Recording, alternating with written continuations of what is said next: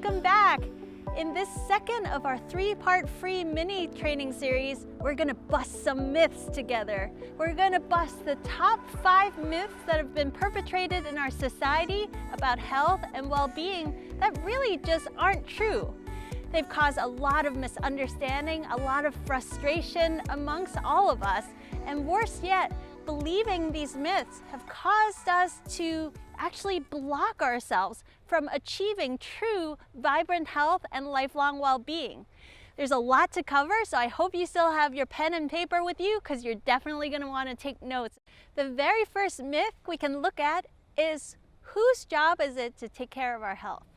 We live in a society where we kind of outsource everything. And as a result, we haven't empowered ourselves to know a lot about our own personal health and well-being. We think that it's our doctor's job to take care of our health. Unfortunately, many well-meaning doctors, because of the pressures of the financial situation of our medical care system, they can only spend about maybe 15 minutes an appointment. You see your doctor once, twice a year, once every couple of years. So it's virtually impossible for our doctors to really give us the proper support for us to live a healthy lifestyle. Add to that, this might be well known to some of you, but a total shocker to others. Did you know that an average MD in this country, how much time they spend on nutrition and lifestyle training? Well, the average doctor gets out of their many years of medical school training with tons of understanding and training in pharmacology, in surgical procedures, in diagnostic testing, and so on. But it turns out that most doctors have 0 to maybe 1 semester's training in nutrition and lifestyle. That means chances are that you know way more. Just even watching this video series, you might already know way more about a healthy lifestyle, healthy nutrition than your doctor knows.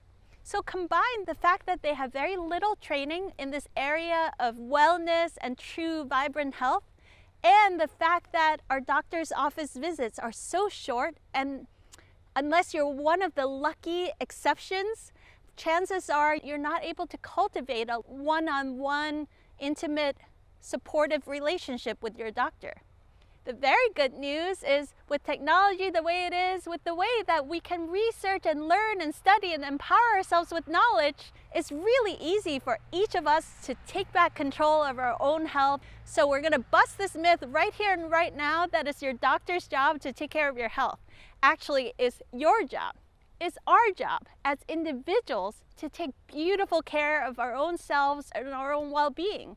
Instead of these little 15-minute appointments we have with our doctors, we have the opportunity to study ourselves and to learn what works, what doesn't work for us, 7 days a week, 24 hours a day, and across our entire lifetime. You know way more about what it takes to create a healthy lifestyle that works for you than any expert out there could ever possibly fathom. Of course, all of us that have professional expertise, we love to share our very best tools and strategies and information with you. But at the end of the day, the truth is, you're the boss. We all just work for you. So let's do a paradigm shift. You now be the boss of your own life and realize the truth that has always been there, which is all of us doctors, we're just minions working for you. So how's that for self-empowerment? So that's myth number 1, busted. Myth number 2 is for all of you guys that have ever been told, sorry, you have a strange, mysterious, or incurable condition, science doesn't really understand, or it's all in your genes and there's nothing you can do about it. Whenever a conventional medical practitioner tells us that actually your condition is incurable, all that means is that there is no known cure within pharmaceutical drugs and surgical procedures. That means the solution lies in non-surgical and non-drug strategies. So many of us hear these words, there's nothing you can do, your condition is incurable, or it's all in your genes, there's nothing you can do. Actually, that's a complete myth. When a doctor tells us there's nothing we can do, That's actually very good news. That means we've eliminated drugs and surgery as the solution to our problem. And we can empower ourselves to look to all the non-drug, non-surgical strategies, of which there's so much to explore. And most of these strategies, natural, lifestyle-oriented strategies, tend to be less expensive and with less side effects. So in that way, we can feel actually optimistic and empowered to explore alternative options. And what about this thing about it's all in your genes, there's nothing you can do about it? In the last several decades, we've been exploring epigenetics, and the science of epigenetics is telling us more and more and more that each of us have the power to actually turn on and turn off different genes. So while it's true that you might have inherited a certain set of genetics from your family lineage, it's absolutely not true that there's nothing we can do about it. In fact, the science of epigenetics is now telling us that our thoughts, our emotions, have powerful influence on the expression of our genes. That gratitude practice, appreciation, forgiveness, these things aren't just only in the spiritual dimension of life. Actually, they change the way our genes express itself. Also, our environment in which we live, how we breathe, how clean our air is versus being in a toxic environment, or eating clean organic fruits and vegetables, how that turns on healthy genes and turns off disease-making genes, and vice versa. If we're leading a very toxic, unhealthy lifestyle, how that can express genes that lead to more illness and disease. So it is simply not true now in today's biological science that we can say that you've been dealt bad genes and there's nothing you can do about it. I hope that that feels like a very empowering message, because there's a lot we can learn and explore, and we're really barely just in the very beginning stages of exploring this amazing new paradigm to awaken a new possibility of being a truly vibrant, self-empowered, healthy human being. Myth number 3 is that many of us have been told that the solutions for our various health problems are actually very expensive. And what I've discovered, and really the biggest motivating factor for me designing the 6-week Super Wellness program, is that I just couldn't bear to allow this myth to perpetrate on any longer. What I've discovered in the last 15 years working with thousands of patients is that actually 80, 90, 95% of the best solutions to people's health challenges are free or very inexpensive. And because they are so free, so inexpensive, and so abundantly available in our world, in our nature, they can't be patented, they're freely available, and nobody really makes lots of money off of it, so it doesn't get the airtime that it deserves. It doesn't get as much funding for research, for scientists to really study the mechanisms of action, and so we're not seeing it in our media, and our doctors aren't being truly educated in the potency of these free lifestyle strategies that can create dramatic healing results. Some examples include getting extra hours of night sleep. We don't have a single pill that can capture the medicinal properties of a really good night's sleep. And what about exposure to sunshine during the day? We know that we need sunshine to generate vitamin D, which is a critical nutrient for our immune system, for bone health, for our mood, and for many things that science is just beginning to understand. It's free to just go outside and expose yourself to natural sunlight. And what about just simply deep breathing practice? Breathing is free for all of us.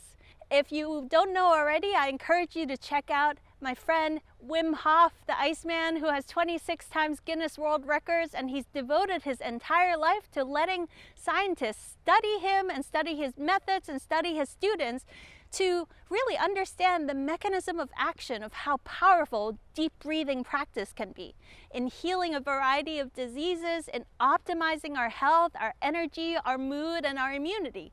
Something so simple and so free as flooding our system properly with life-giving oxygen and exhaling fully to let go of toxins in our body. It turns out that most modern adult humans breathe approximately 1/3 our actual full human capacity. So you really feel like a superhuman when you start to breathe fully again.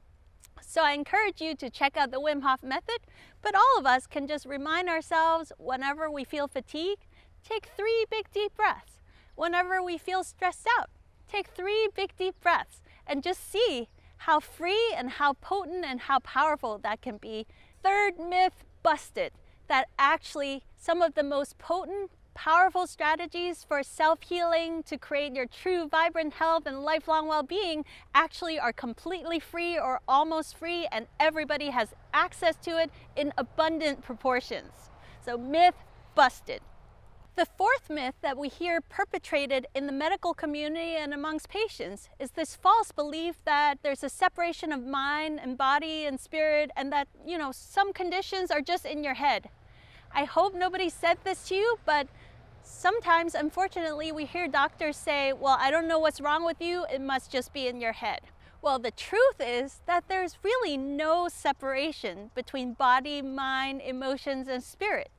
Take, for example, let's say you eat foods that aren't harmonious to your well-being. So you think that eating is like a physiological function. But when you eat foods that maybe you're allergic to, that doesn't feel good in your body, have you noticed that it alters your mood and makes you more mentally unclear, sluggish, cranky, or irritable?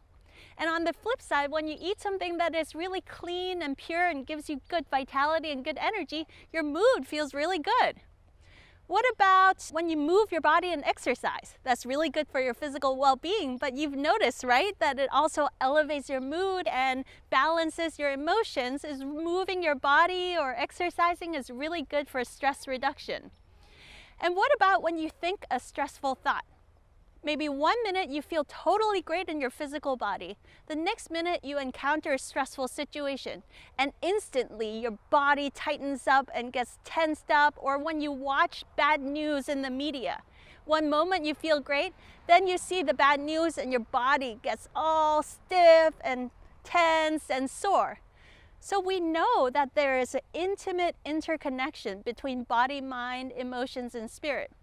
And of course, you and I both know people in our community that are so aligned in their life, in living a beautiful, soulful, and purposeful life, that even though on the surface they don't have the most healthy lifestyle, they have incredible vitality, vibrancy, stamina to do incredible things in the world.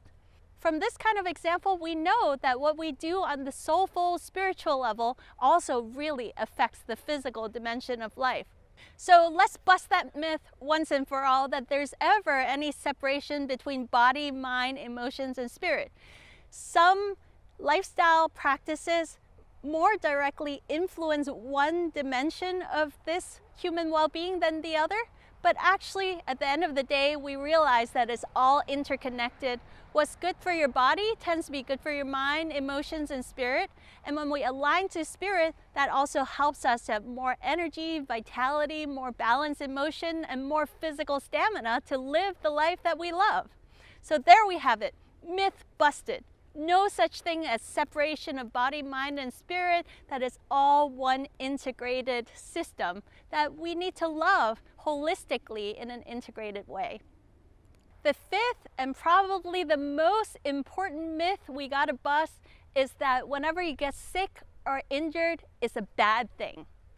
Have you ever had that experience where you got sick or injured and you're like, darn it, body, I don't have time to be sick or injured right now. And you feel like your body has failed you and you feel frustrated by your body and just angry at the situation. Well, that's because we have, I think, a misunderstanding, a really great misunderstanding in our society about how your body actually works.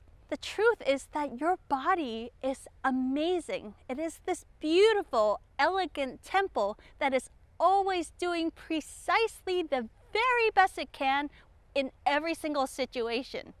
So for example, let's say you catch a cold or a flu.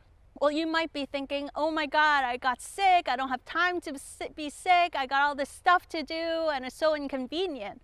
Well, actually what your body is doing is creating a fever that is perfectly dialed in so as to kill the virus, but not to kill your healthy cells. Your body produces this mucus to push out the pathogens, to protect your body from getting invaded any deeper or further by external pathogens. Your body feels tired and groggy because it's telling you you need to take time and rest. You might even lose your appetite because when we're sick like this, a little bit of fasting is really helpful so your body can devote its resources into properly healing and fighting against this virus or pathogen. And add to that, if you really love your body and take good care of it, your body can be really quick in responding to the stressors of this virus and identify correctly and develop not just a short-term immunity, but lifelong protection and immunity against this virus. So the next time you get sick, instead of, darn it, body, I don't have time to get sick, what do you think is a more appropriate response? I think it would be correct to say, hey, thank you, body. Thank you for responding intelligently to this situation. I'm so grateful that you're able to just take a little time out, and I'm so happy to support you, body, to heal properly, heal quickly, and actually become immune to this virus for the rest of my life. Thank you so much, body. I think that would be a much more appropriate response. In general, whenever we get sick and injured, instead of looking at it as a bad thing, there are actually a lot of gifts that we can uncover. An example might be, if you're an athlete that is chronically getting injured, you might notice that, wow, one time I get injured, I learned the trajectory that led me to that injury. So the next time, before you get injured, you learn that, okay, this is what overtraining feels like. So way before you get injured, you know to nip it in the bud, you know to respond appropriately, you know to learn better biomechanics, better movement mechanics so that you don't injure yourself the next time. So in that way, all of us can always be in this journey of improving ourselves, to become more and more aware, to learn about life, to become a student of life so that each illness, each injury can make us more wise, present, connected human beings than ever before. Whenever I've worked with patients that have really serious, possibly life-threatening conditions, almost every patient I've worked with goes into a state of soul searching. Letting go of all the crap and BS in their lives that really doesn't serve, and really aligning to their principles, their values, their priorities. No longer do we have, superficial conversations with our friends and family. We know that our time may be limited, and so we become so much more present, and we treasure every single interaction with one another. We become more clear, more present, more connected as human beings. And sometimes, very often, we become clear about also how to properly heal all aspects of our lives. And as a result of that, the physical, mental, emotion, and spiritual healing all happens once we bring everything into alignment. And that disease, instead of becoming deadly, actually brought us fully alive, fully engaged, and fully healed once and for all. So in that way, we can find many, many examples in the world of illness or injury that is really actually a great gift if we learn to take this kind of attitude to really use it as opportunity to learn and grow and become the best of ourselves. So there you have it, 5 myths that have caused so much misunderstanding in our society, so much frustration. I hope that we've properly busted these 5 myths for you and turned them on their head upside down into the truth, which is actually really awesome, empowering, and very good news. I hope you enjoyed this video, and I hope that you find this information really actionable and exciting and uplifting. Next up is video number 3, where we'll explore what this new paradigm is called Super Wellness. We'll explore the 6 major secrets to Super Wellness, and we've got a fun acronym for it, which is HEALTH. I'm so excited to share with you. See you for video number 3.